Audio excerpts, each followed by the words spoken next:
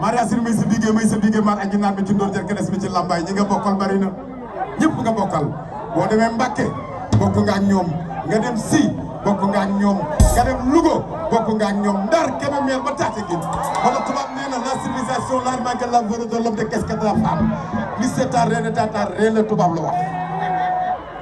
jërëjëf ma Khady Balago sama doom ji.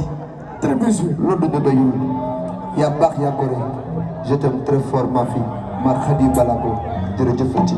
jërëjëf waay. alors est-ce qu'on va souhaiter joyeux anniversaire à notre grand-père ah parce que kenn def ko quoi mi def ko dëgg la.